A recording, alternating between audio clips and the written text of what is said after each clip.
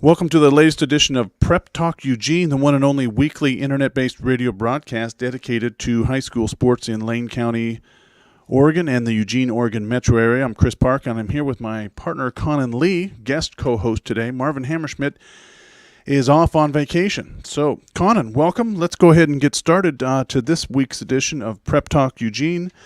Connan, I think I'll just go ahead and jump in and maybe review some of the 1A scores, if that's okay. Sounds good. Okay, here we go. So 1A scores last week for the play-in and playoff round. Lowell 56, Condon Wheeler 0, St. Paul 72, Yoncalla 44, Triangle Lake 46, Sherman 36, Adrian 62, Elkton 20. Those are the 1A scores. Well, let's just keep going up. Chris, in the 2A level, Oakland, we have two local winners here. Oakland 33-7 over Kennedy, and Monroe 25, Lost River 14. So two local teams at the 2A level continue on. And next up is 3A. All right. I was at that Monroe-Lost River game, and Monroe had a fast start and unfortunately had 5 turnovers in the second half, but they did pull it out, so that was nice to see the Dragons move on. In 3A, Cascade Christian 56, Pleasant Hill 7. Second loss of the year for Pleasant Hill to Cascade Christian. They finished the year 5-6. Harrisburg 49, Jervis 0. Harrisburg's spread option offense attack is looking good. Freshman quarterback Tell Jones doing real well. Connan, you've seen Harrisburg already once this year in the 3A level. That's right. We got to see Harrisburg play at home, their homecoming game against Pleasant Hill out there in Harrisburg. Got to say, one of the best home field atmospheres in all the years that I've ever been associated with high school football. All right. Well, I'm a big fan of all high school football, 1A to 6A, and so far this year I've been to every division, every classification except 1A and 6A. I've been to all the others, and this weekend I'll probably get to couple of those games. So let's go ahead and proceed with, let's see, where we at 4A. Cottage Grove 48, Seaside 32. Gladstone 29, Siuslaw 9. Unfortunately, the Siuslaw Vikings season comes to an end. Very good Gladstone team up there in Portland, though. Scappoose 39, Elmira 32. That was a great game. Elmira driving with 3.5 minutes left, trying to tie it. Turn over the ball on downs, and unfortunately, Elmira's season comes to an end, but a valiant effort there. You've seen Elmira play this year, too, haven't you?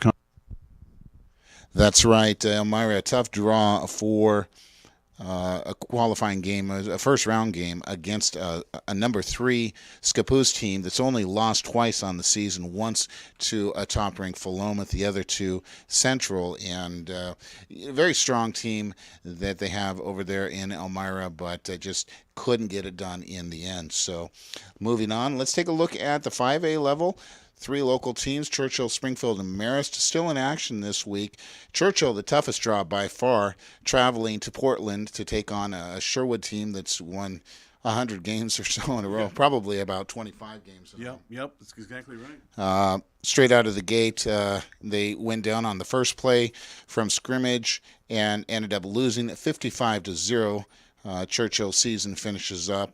Springfield at home taking on Franklin, a team traveling down from Portland. Springfield scores on their first play from scrimmage. A quick pass from a quick pitch, Trevor Watson to Taylor Travis. Taylor Travis hits Braden Haas for 60 yards to open the game, and Springfield just turned up the gas from there. Roosevelt, playing host to Marist, takes down the Spartans 38-35. You were there, Chris? Yeah, this was a game I was at. In addition to Saturday, I saw the Monroe-Lost River game in 2A, but I did see a 5A game. Roosevelt impressed me. Lots of team speed. Spartans moved the ball pretty good, but the difference was, a pick 6, I think, in the red zone that really hurt Marist. But Roosevelt, some big guys and some athletic guys.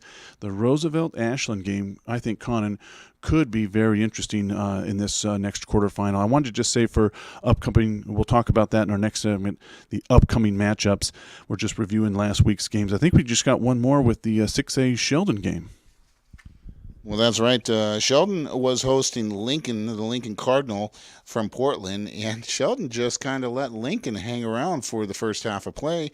He even let him go up 21-14 at one point until Sheldon decided to get their act together and do what Sheldon does. The Irish run away with the 56-28 win, and that wraps up our scores for this week.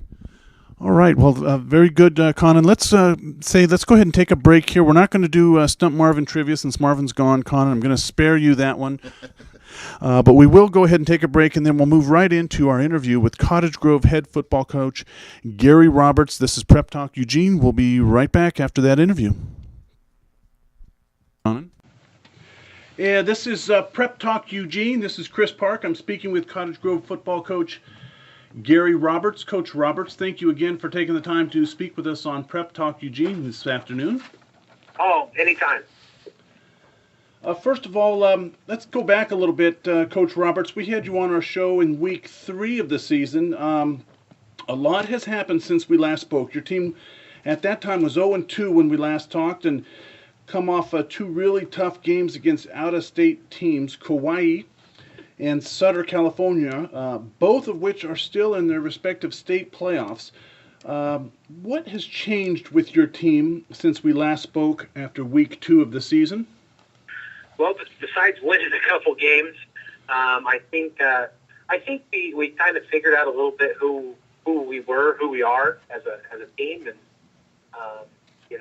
the kids kind of dug down deep, and coaches challenged them. We were 0-2, and we said, hey, this could go one of 2 directions. We could rise up and get back to basics, do the little things right, and start winning ball games, or we could tank it. And the kids did what we asked. They got back to the basics of what we coached them, and they've done a good job. And the result has been there. It helped winning that ball game at North Bend with the field goal and the overtime.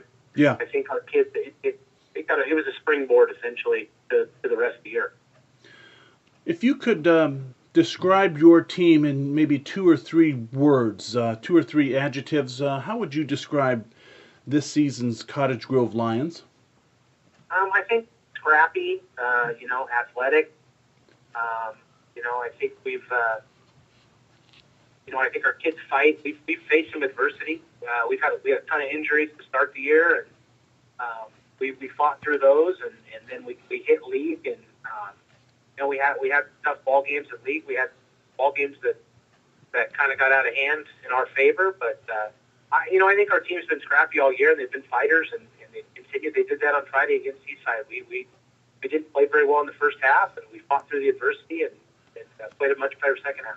Well, I'm not sure that casual fans realize how good a team Seaside was and what a tough league they play in. Yeah, the Coapa League was, power rankings wise, one of the best leagues in the state, and they should have went to overtime with the team that won the league there in Banks, and Scappoose game was really close for them too. So they were 8-2 ball club, and their 2 losses were by about their 13 points combined. So each game was a touchdown game. So they could have easily been undefeated in league champs.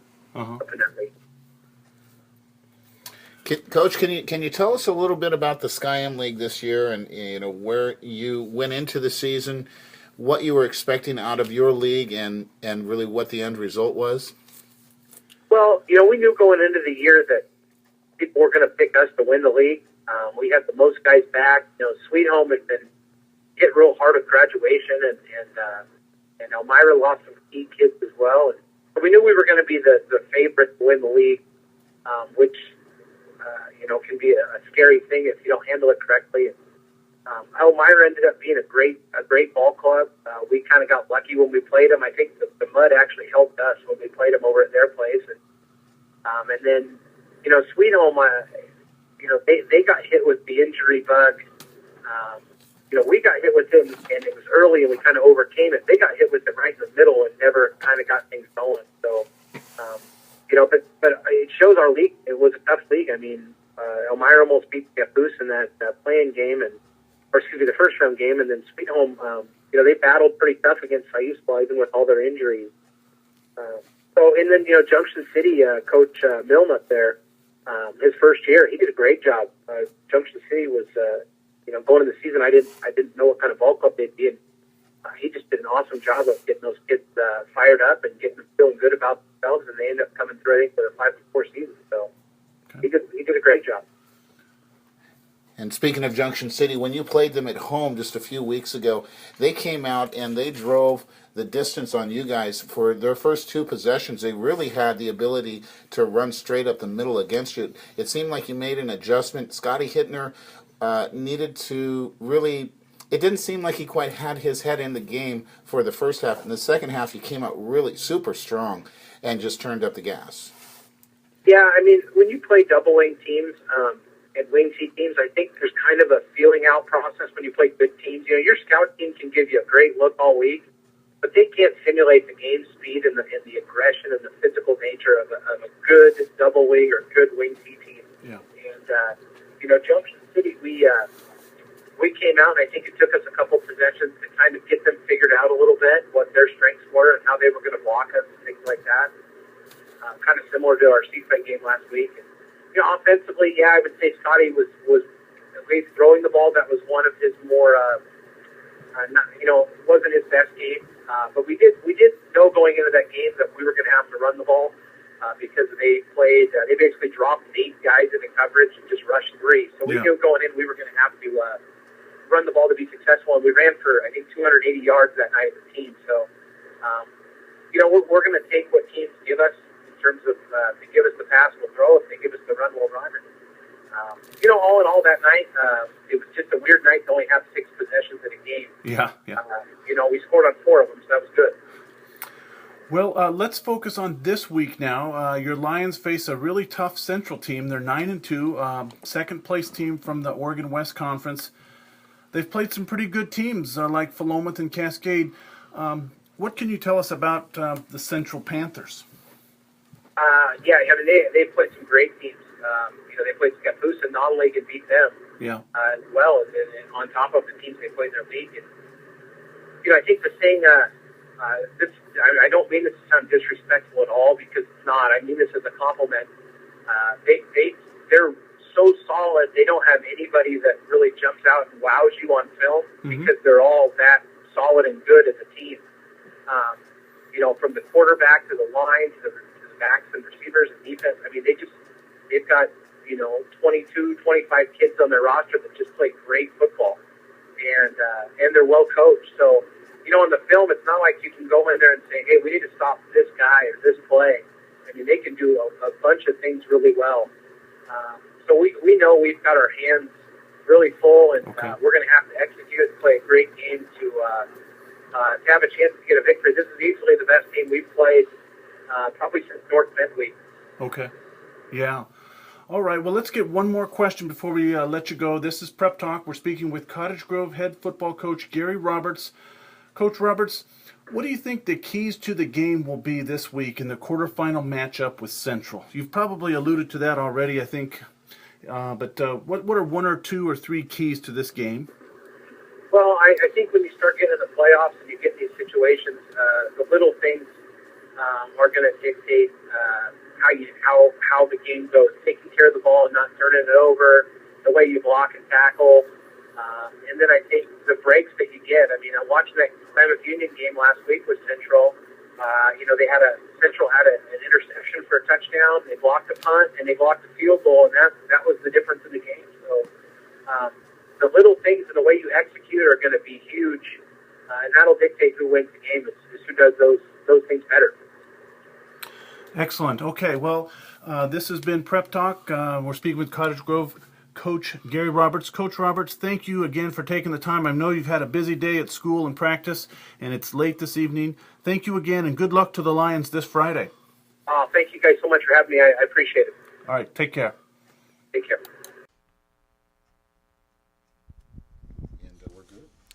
Yeah, this is Prep Talk Eugene. I'm Chris Park, and I have on the phone here Scott Phelps. He is the head football coach of the Harrisburg Eagles. Coach Phelps, thank you very much for taking the time to speak with us this evening about your team. My pleasure. Well, first of all, let's just jump right in. And your team is having a great season so far. what I'd like you to do is if you could describe your team for us in maybe 2 or 3 words. How would you describe the Harrisburg Eagles 2013 version? Athletic chemistry. Excellent. Good description. Any? Are they a big team? Are they a fast team? What else can you say as far as like 1 or 2 descriptive words of your team?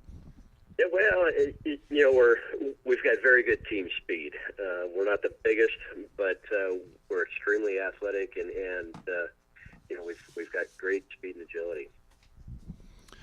Excellent. Only 1 loss so far this year for the Eagles. A tight game there against, was it Blanchette Catholic? This week, though, coming up, things are going to get a little bit different against the Vale Vikings in your playoff game at home. Do you know anything about the Vale Vikings that you can share with our listeners? Well, we've watched them on film, and they're a very good team. There's actually quite a few similarities between Vale and us that make this game really unique. And what would those be, Coach? Well, ironically, both teams only have 5 seniors on the roster. Both teams have lost 1 game by 1 point. Their next closest game was a 2-point victory against a league opponent. And one of the funniest things is both teams were both coached by a former head coach at Harrisburg.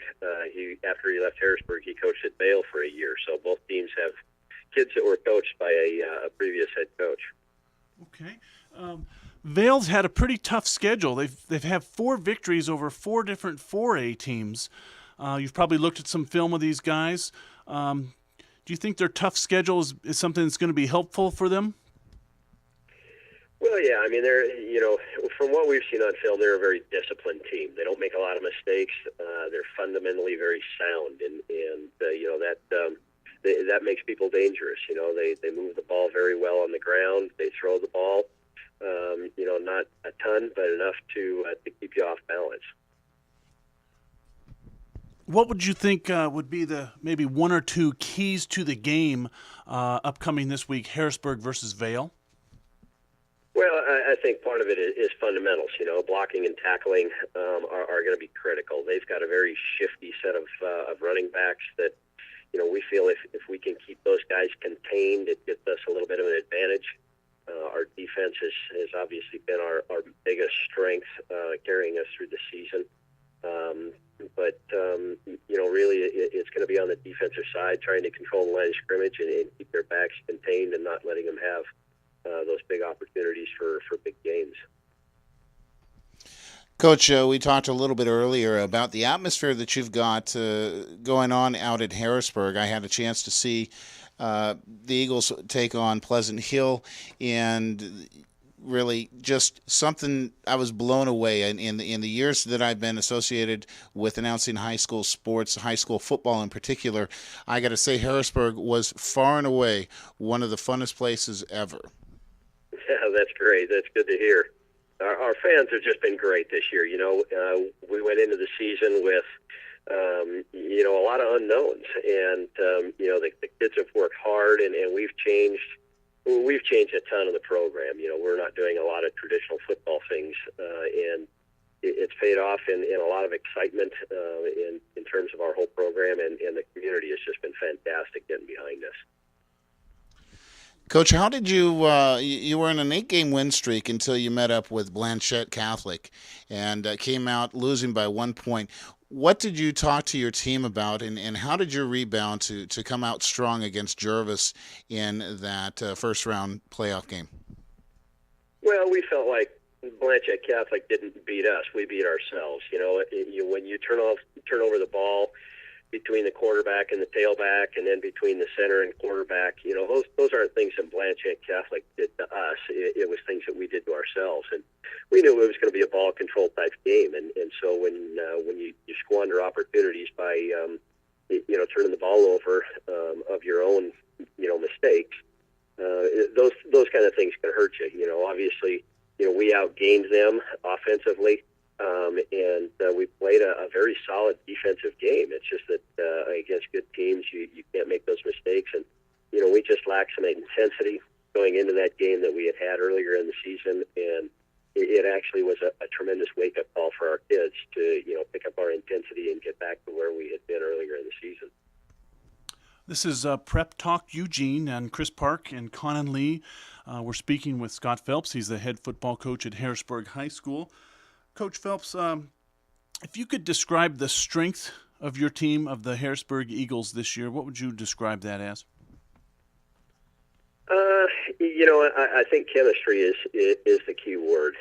Our kids are like family, and they work extremely hard together, and they have stayed very focused in that regard. We've got a mixture of freshmen all the way through seniors that treat each other as equals, and that chemistry has really helped us to bond and work together as a unit. 11 guys on the field working together at one time. And really, it goes deeper than that because we keep a constant rotation of substitutes going in the game to keep fresh legs on the field. We've got a tremendous group of athletes, and we feel like we've just got to have those athletes on the field as much as possible. And so we've been able to maximize their athletic ability at all times, offensively and defensively, and that has really led to the chemistry of, no one person standing out as the premier person on our team, but rather we've got multiple guys that can do a lot of things, and we don't necessarily rely on that one, but everybody. All right, Coach, one more question here before we let you go here. Appreciate you taking your time to speak with us here on Prep Talk. If you could name 2 or 3 players, not from your team, but from the rest of the league or the rest of 3A, that have kind of caught your eye in either a game or on film, can you just maybe share that with us? Oh, I don't know that many guys around the state in terms of players. We just haven't had that much exposure to them. I think, from our own league, there's been a number of good running backs that have impacted, things. The kid from Blanchette Catholic, Ruiz, was just an outstanding back that obviously ran well against us. I think Nissa has got some excellent athletes. Their quarterback has played very well, and they've got a good running back. The young running back from Vale has done a great job, and obviously he's a major concern of ours to try and contain, as far as things. But really beyond that, there hasn't been a lot of talk about a premier individual or two around the state in the 3A ranks. That kind of makes things a little bit more interesting in terms of trying to figure things out. Well, Coach, thank you very much. Your team's 9-1 on the season. You got a big opportunity in a quarterfinal matchup this week, taking on Vale at home at Harrisburg, and you're doing a lot of great things for the community out there. We wish you the very best of luck this week, and we hope to talk to you again maybe next week as possibly moving into the semifinals. That would be great. Thank you, Coach. Good night. Thank you very much. Appreciate it. Oh, welcome back to Prep Talk Eugene. This is Chris Park and Connan Lee here, guest co-host filling in for Marvin Hammerschmidt, who's on vacation. Connan, that was a real good interview there with Cottage Grove coach Gary Roberts, kind of a preview of the Cottage Grove Central game coming up this Friday. And that's right. Gary's a great guy. He's got a really good thing going down in Cottage Grove. Yeah, he's a former assistant at Sheldon, another Sheldon connection. He learned a lot from both Lane Johnson and Marty Johnson, and now he's running the show there for a few years at Cottage Grove. I think they're going to have their hands full against Central, a pretty good 4A team. Don't you think that's going to be quite a game? I do. Now, Cottage Grove is on an 8-game win streak. They're going to host a Central team that's won 5 in a row. That Central team is second or first in their league. They've lost to Philomath, the top-ranked Philomath, and they've lost to 5A Dallas out of the 5A Mid-Willamette League. Yeah, and Dallas is still in the quarterfinals for 5A. So I think you're right. I think this Central team is kind of a perennial playoff team for 4A, but so is Cottage Grove the last few years. I think one of the things I was thinking of, is that the 4A quarterfinal matchups are probably top to bottom the best of any classification. You've got North Bend at Scappoose, real good game. You've got Gladstone at Philomath, another great one. Central at Cottage Grove, and then Henley at Ridgeview. Top to bottom, 4 super quarterfinal matchups.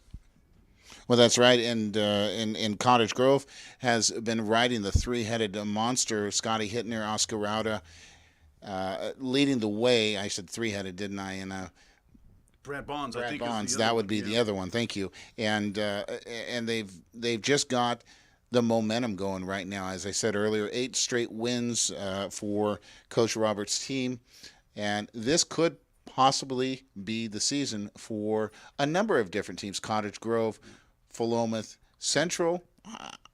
Boy, Central's going to be a tough draw for Cottage Grove. Yeah, and some good teams are going to see their season come to an end, but it's still going to be a good season for them. But I think that's the way it gets here, was the further you get in the playoffs here. So good luck to Cottage Grove.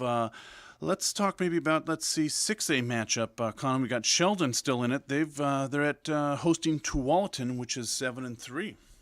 Sheldon comes off a big win against the Lincoln Cardinals, 56-28. Took them a little bit of time to get started, but Sheldon playing at home is just a different animal altogether. They've got a big draw, a big crowd that comes in and supports that whole community. We're talking about defending state champions. Yachty Dunmere is far and away state team material. I agree. Sheldon's, they're just getting it rolling here, and I think they got off to a slow start. If I remember correctly, 21-21 at half for Sheldon. Then they came out in the third quarter and really kicked it up a notch. There is a common opponent, though, between Sheldon and Tualatin. Have you looked at that and seen a common opponent there? Well, both teams played Crater. Okay. Tualatin came out victorious. Both teams came out victorious against Crater. Crater will move up permanently to the 6A level next year.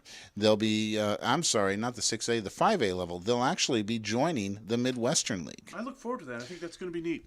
It is. Tualatin beat the Comets 35-32. Sheldon defeated Crater 45-24. So both teams have a little bit of game film against a common opponent, but I think I'm going to have to go with Sheldon in this one. Yeah. Let's see. Let's move on to 5A then. Springfield 8-2, hosting Silverton 9-1. I think the story with Silverton, a pretty darn good defense. Boy, oh boy. What do you say about the Foxes? They're 6-1 out of second place in the Mid-Willamette League, 9-1 overall. They defeated Mountain View last week 35-0. They've outscored their opponents 401-58. Think about that. That's 5.8 points per game, less than 6 points a game. They've got 4 shutouts on the season against their opponents. They've given up 13 points twice, once in a victory at Corvallis, a 58-13 win, and the other a 13-0 loss to number 2 ranked West Albany. Yeah, and it's always interesting to play a team a second time around, and Springfield, and what you're going to look at here, I think, is how much teams have improved from week 1. It's 9 weeks ago was a long time ago. 10 weeks ago was a long time ago. So Springfield hopefully has improved. That's going to be a great game. You're going to be at that game. I may be at that game, Conan. I'm not sure. I might actually be out at a 1A game. So I still have to decide which game I'm going to this weekend. We did get a chance to talk to Coach Dave Heiberger, the head coach for Springfield, and when we talked about this is a rematch of what happened in week 1, a 35-7 loss for the Millers that were playing against Silverton. And you got to think that this Springfield Millers team has grown so much since Trevor Watson came in as the freshman sensation, and this year he's just continued to get better and better. He's got Taylor Travis in the backfield that can run the ball. He can catch the ball. They've got a great defense. Omari Thomas in the secondary along with Taylor Travis. Braden Haas at the split end.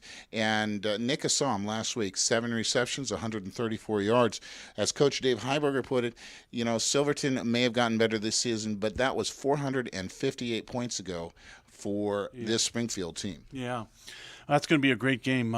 Speaking of rematches, I'm going to go ahead and talk about a 1A game. St. Paul is at Lowell. These teams already played earlier this year at St. Paul, and Lowell defeated them in the first game 76-30. That's right, 76, Conan. Defensive battle. Yeah, Lowell is averaging 74 points. If they stay at this pace, they will break the state scoring record for 1A and all classifications but they need at least a couple more games, possibly 3 games to do that.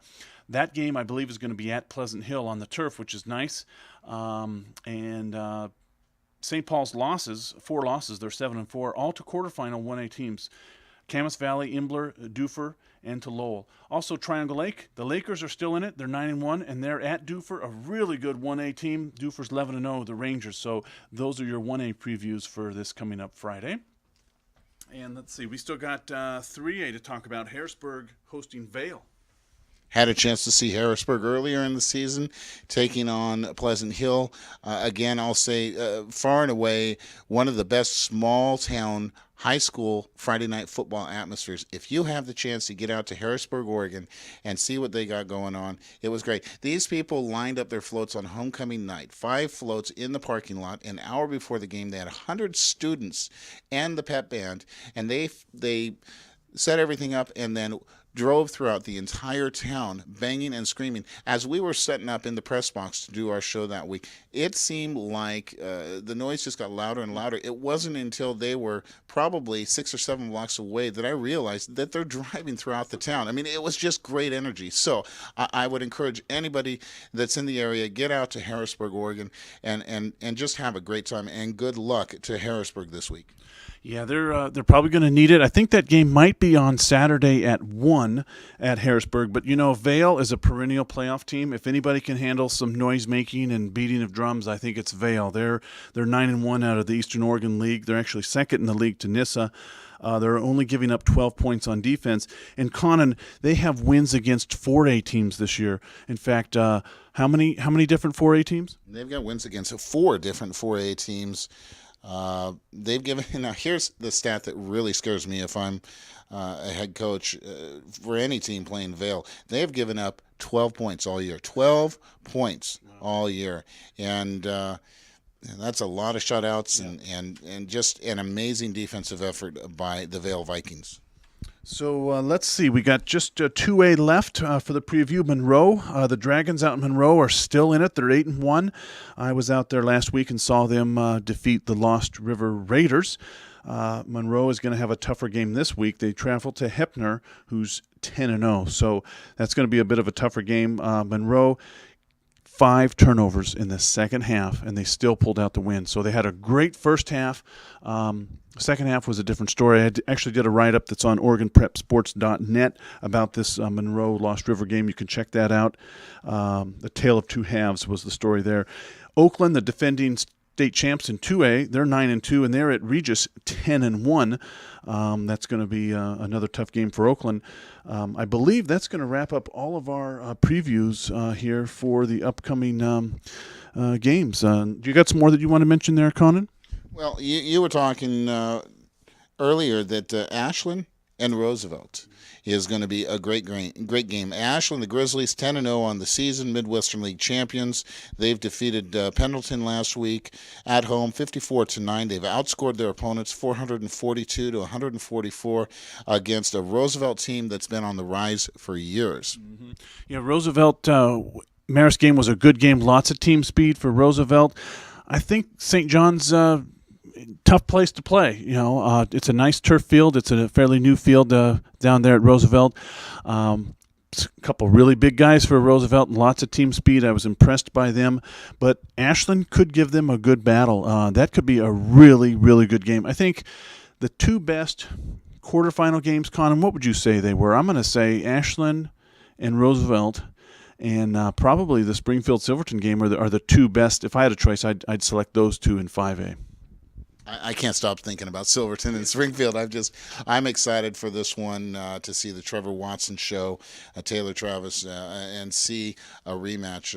We also got to mention West Albany is going to be taking on the Dallas Dragons up there in West Albany, the Midwestern League champions. They defeated the number 23 ranked Summit Storm. And they're on an 8-game win streak since losing to top-ranked Sherwood. Good luck to the Bulldogs. And, everybody's gunning for the top. Everyone at 5A is gunning for Sherwood. So, I think we can both agree, though, the Sherwood-Crescent Valley game, It might be fun to watch for a little while, but as far as a competitive game, Springfield Silverton and Roosevelt Ashland, and I believe Roosevelt Ashland is going to be on PortlandSportsBeat.com on the internet. So check that out if you want to watch that game. That should be a good one. Connan, I think we've got a full show here. We might just need to wrap things up here. You've been listening to Prep Talk Eugene. That's going to wrap up this edition. Make sure to check us out for our next show and check out our YouTube channel, Prep Talk Eugene, to access archive shows, and follow us on Twitter at Prep Talk Eugene for updates on upcoming shows. That's going to go ahead and wrap up this show. Thanks for listening, everybody. So long.